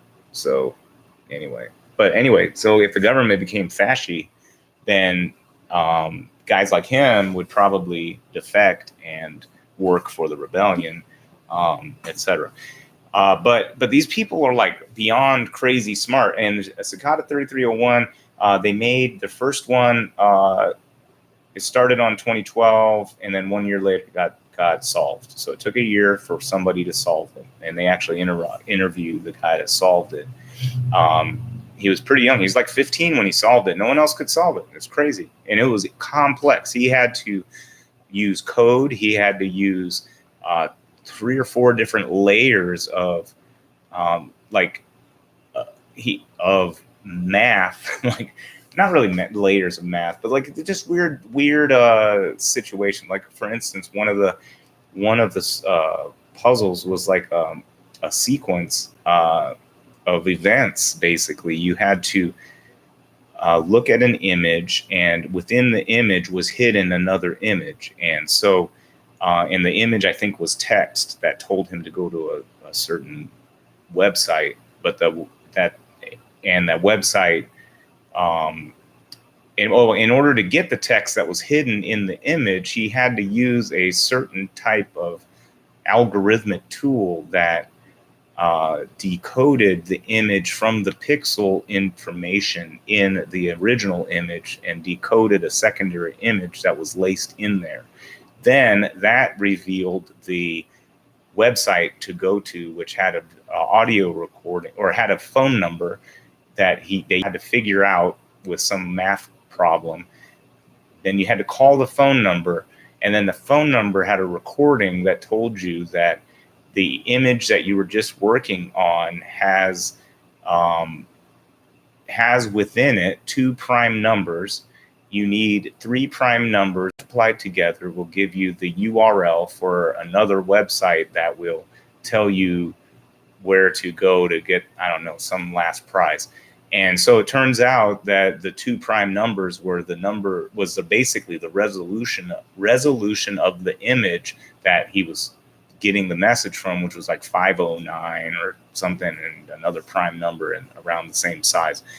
And then he multiplied all those together with 3301, and I don't know. Anyway, at the end of the day, he got the puzzle.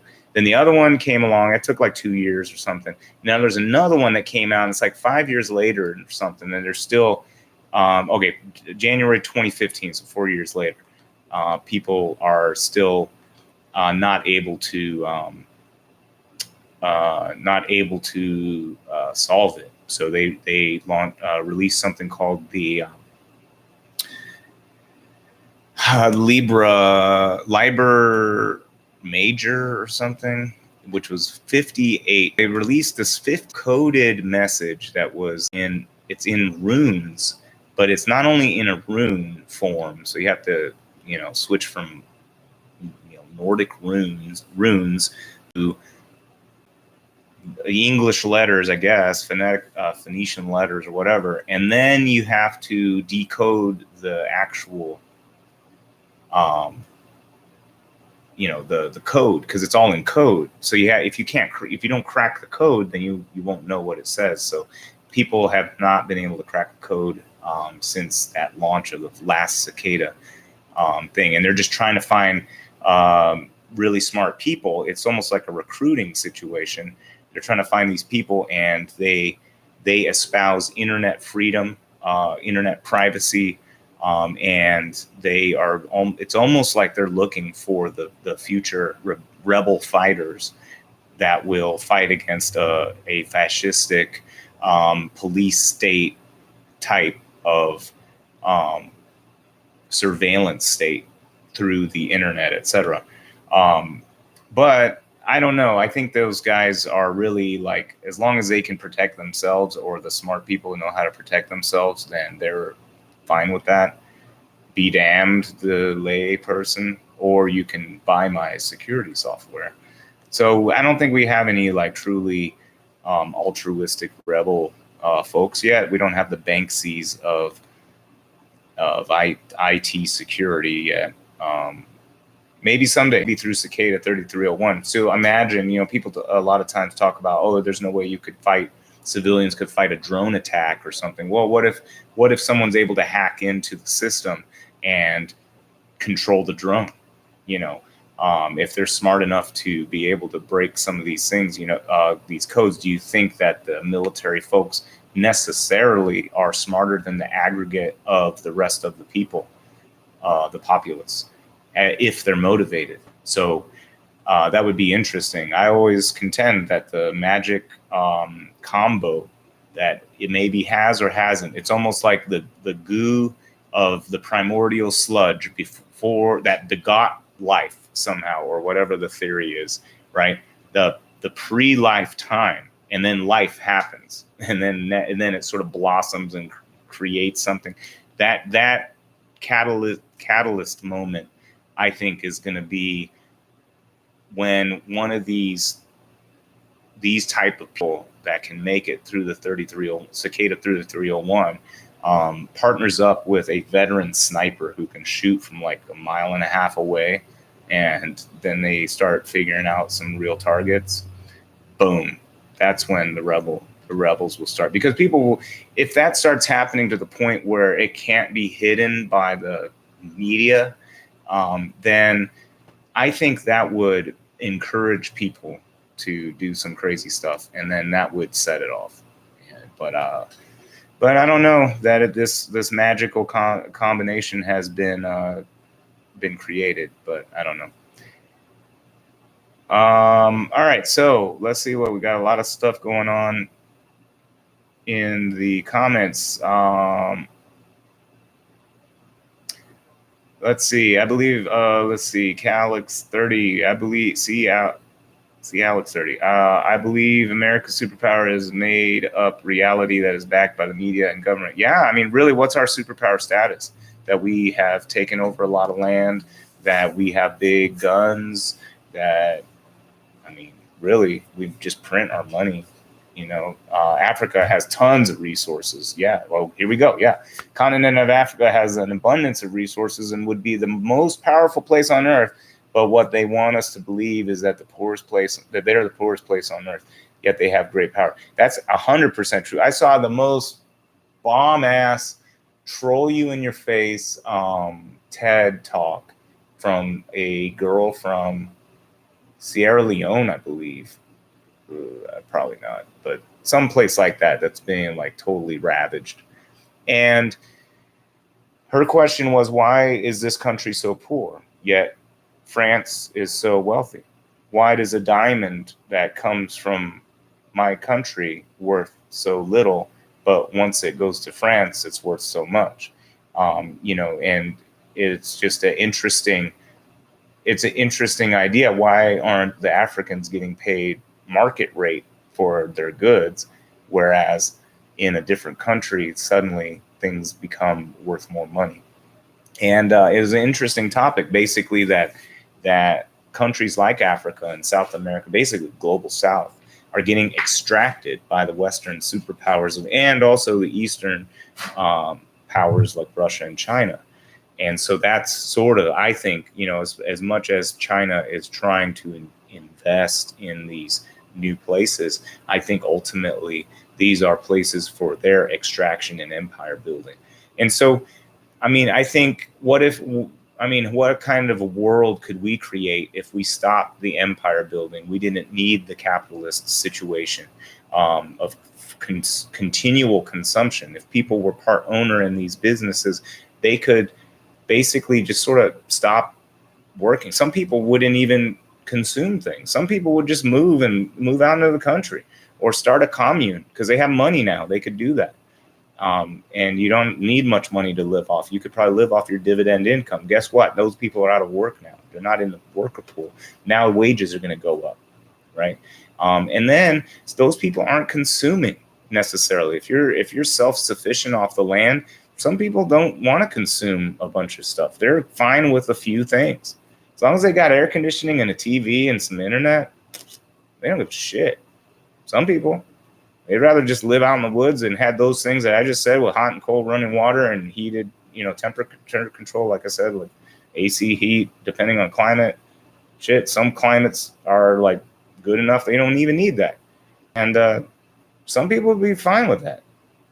So if you work somewhere for 10 years, maybe you take 10 years and go live in a commune for 10 years and pop out and still have some money to go on to another cooperative or do something else.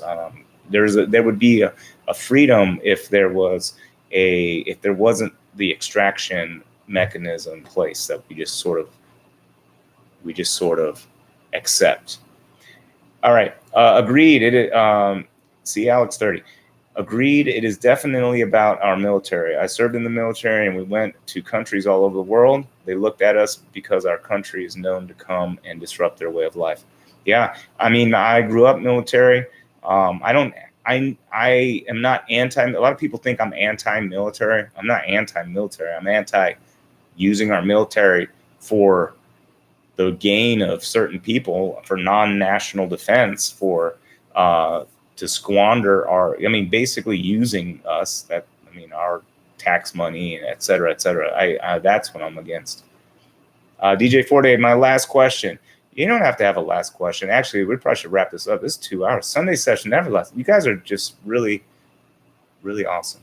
That's why. Because usually I don't have this much participation, and I end up just yammering on for just an hour. But I really appreciate you guys sticking with it and contributing such great questions and insights. I mean, really, this is this is what hopefully makes this show a good show for getting people to sort of, in a way, fellowship together and share these ideas, right? To talk about the idea that Africa has so many resources. It should be the richest nation on earth. France has no resources. Japan has like actually no resources. Yet why are they so wealthy compared to Africa? I mean, not just Africa, but certain different countries in Africa. Same with South America. What's going on? And look up the term Banana Republic. That gives you some insights into what. All right, so that you guys know what a banana. I'm going to talk about Banana Republic and last two things. Oh, okay, Chris. There we go. I'm just going to say, okay, I got confused there for a second. Yeah, I'm going to show you Banana Republic definition. Not the store. Come on. All right. So there's a definition. You can just look it up on YouTube. I'll put it on the screen for our video audience. So Banana Republic. It is a small nation, especially in Central America, which they coined the term, but apply this across, right? Small nation, especially in Central America, dependent on one crop or the influx of foreign capital, right? So, I mean, and that's a pretty sanitized name for it, because basically, you know, who's this from? Wikipedia. In political science term, Banana Republic describes a politically unstable country with an economy dependent upon the exportation of a limited resource product, such as bananas or minerals, right? So what would happen was, you know, and General Smedley Butler even alludes to this, saying that the military is working as a racket and the war in general is a racket for capital. And so you go to this country and you basically kick all the natives off their land, plant your bananas, force them to work on the banana plantation, and now they become a one resource country under your control, right? And so we start seeing that happening when we start with the Dole family back in the 1800s. I believe it was the 1800s. The U.S. government working it out for the Dole Company to be able to take over whole countries and use them for banana plantations. And we're starting to see palm oil and other things start doing that in these countries. We also see, you know, Africa, like Sierra Leone, basically just being used to extract diamonds out of it, and just ravaging the land, using the people, creating it, making it into a banana republic of sorts. So that's what we're talking about here. Okay, so so many other countries call us bullies, DJ Forte says. I really think this because our military power. My son is in the Army, but in human resources. Chris says, Chris says, agreed. It is definitely about our military. Oh, wait, I said, my last question is, if you believe we should not be at war, what would happen to all our troops that are overseas if they come home? 1.3 troops deployed, but 450,000. Oh, I see. That 1.3 million, I guess, total, and 450,000 overseas. Like Iraq, Kuwait, many other countries, media feeds us propaganda, and this country eats it up as truth. And it's true. Behold the pale horse. He tells us about the confusion and the propaganda. And I talked to you guys about propaganda. Edward Bernays creating the methods and tools by which mass manipulation can be carried out. And it works because people are, by nature, community animals. We're herd animals. I hate to say it, or we all hate to admit it, but we naturally follow a leader. We seek mentors. We seek leadership and guidance. And that's why when we see someone at the top of a hierarchy, we sort of automatically follow them a lot of times. And an interesting quote, I'm glad I remember this, quote that William Cooper says in Behold a Pale Horse. He says, never worship a leader. Never worship a leader, right? A leader should always be looking out for your best interests. Otherwise, they're not a leader, right? They're a user. They're a con man if they're not working in your best interest. A leader leads you to somewhere better, right? You're not a leader if you're leading people to slaughter. That's not a leader. You're a shepherd. Shepherding them to slaughter, basically. So you don't worship the leader, right? In years past, we've seen a lot of Obama worship. In current years, we still see an allusion back to Obama worship. We're even starting to see freaking George Bush worship. Like, it's so insane. The propaganda is so insane. Trump worship, of course, exists right now. There was, DJ said, I should be president. If I were ever president, I would say if there were worshipers of me, I would say, no, let's always hold me accountable. Always critique what I say. If it ever seems like I'm not working for your best interest, if I were the leader, then something's wrong.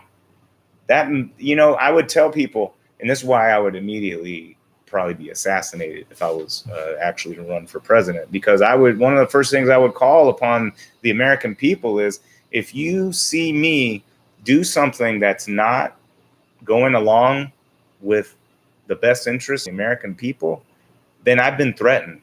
And that means I need my people to take the threat away, right? We're going to try a new approach and see if it's possible that the American people can protect one of their own against the government, which is supposedly made of American people. But we're starting to see that more and more it or may not be. I don't know. I mean, it's hard to say. I don't know what's even real. Like, reading the book like that, you want it to be real because you just hope that people aren't lying to you. But even if it is truth, what are you going to do about it? He really takes in the book. He really takes a negative view on people that don't see the truth yet. And I mean, it's true. We all need to, quote unquote, be woke, but even that is going to be hijacked. So we have to be able to see through it. It takes stuff like this to make sure that we can help each other see through it. So hopefully you guys will tell your friends to jump on this, especially people who you think need the most guidance, who are farthest down the rabbit hole. This isn't a place where we chastise them for that, but we will critically examine these things. There was a guy, Tim Minchin, did a speech, really good speech. You should look it up. Maybe I'll show it next podcast. He did a great speech for, I think, the University of Sydney, someplace in Australia. He's Australian. And he said something like, basically, that opinions are quite like arseholes, right? But unlike arseholes, your opinion should be constantly and thoroughly examined, right? So I thought that was one of the best quotes Opinions are like assholes, but they differ from assholes in that your opinion should be constantly and thoroughly examined. Don't constantly and thoroughly examine someone's asshole. All right, so that, I believe, is going to conclude this episode of The Boyd. I want to thank you guys for tuning in. Please check out Separate Beats on Bandcamp, and I do have a Patreon. I'm trying to come up with ideas for Patreon to get subscribers. I will put names in credits, which I don't have right now because no subscribers right now. But if you guys that are out there, we got 3 right now. Looks like Mike, Chris, and DJ. Go recruit some folks that could, use some of this talking and discussing and thinking and sharing, and think of some things that people would be wanting. I was thinking about doing some stuff like Behold a Pale Horse reading, where I would read it and comment a little bit, because you can find an audiobook on it for if you wanted to, if you are averse to reading, which I know I don't like to sit down and read. I found out my brother really doesn't like to read, and he has to read tons of stuff for his theoretical physics shit. That must be torture for him. So there are audiobooks. So I don't think I want to do an audiobook per se, but I would possibly do some audio, a book read kind of thing. And we can do question and answer kind of thing. Not that I'm a master, it's just for us to talk about something critically. Or I threw out the idea of doing a weekly freestyle with the topic being something that's like randomly selected out of the subscriber base, whatever their subjects are, and doing something like that. So if people are subscribing for like $5 a month or something, I don't know how the whole thing works, but I could use your help. So just let me know what you think the world would want. All right, so a couple things. Mike says this was an awesome episode. Thanks, man. He says, thanks, I'm the man. Oh, man, that's awesome. Chris says, amazing show. Thank you. Mike, I'm glad you're blown away, and I hope that we can have an impact on people. So help the show grow, and we can I got this idea that where I'm going to try to ask Olivia to be on the show if I can get to 100 subscribers. So all right, team, you guys are the core team for the Boyd viewership base, and let's see, and whatever else. I mean, who knows? We could do all sorts of stuff. So just throw some ideas out, and we can do all sorts of cool stuff. Let's see. So the Boyd, we have 43 subscribers. We're almost halfway there. I'm not saying she will come on the show, Olivia Munn, my sister, but she might if I ask her. But I'm not going to ask her until I have at least 100 subscribers. So at the 100 subscriber mark, I'll send her a message. And so let's get some more subscribers. 43. We're already up a few since last episode, so doing some things right. 43 subscribers. James Boyd is the name of the channel. The Boyd Podcast is the show. And eventually, who knows, if we can get this big enough, we might even do some more other crazy stuff and loop in some different folks and make a whole network or something. That would be pretty cool. And then give you an alternative to the corporate media who wants to confuse you for profit, right? William Cooper tells us in the Behold a Pale Horse to watch out for that. So hopefully we can help each other watch out. All right. Well, I'm going to, let's see, what do we got? Let me find one of these tracks from Separate Beats. Hey, check out Special Needs Harry Potter.